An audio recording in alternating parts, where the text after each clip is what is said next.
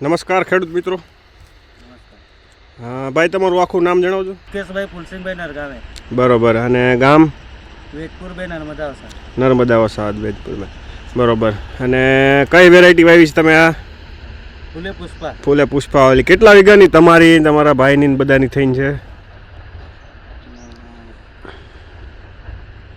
27 વીઘાની. 27 વીઘાની છે. બરોબર. અને આ બાજુમાં આ પેલી લાલ ફૂલ છે. લાલ ફૂલવાળી છે. બરોબર. તમને કેવી લાગી ફૂલે પુષ્પા? સારી છે. સારી છે. કઈ કઈ રીતે સારી છે કહો તો? સિંગોમાં કમ્પ્લીટ છે, મોટા દાણા છે એના. ના, ફાલ તો બીજા કરતાં વધારે લાગે. વધારે છે. જો નજીકથી બતાવો. અહીંયા થોડુંક ટ્રકના લીધે ધૂળનું કોટિંગ થઈ ગયેલું છે.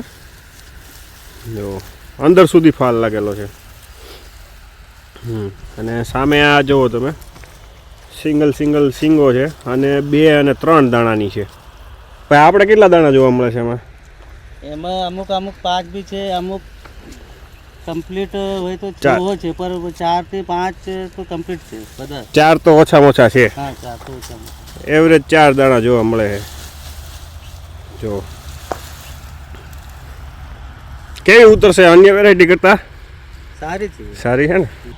આજે અહીંયા આ પ્લાન્ટ ખેતરમાં 2 વેરાયટીની તુવેર છે. એક આ લાલ છે અને એક આ ફૂલે પુષ્પાની વેરાયટી છે.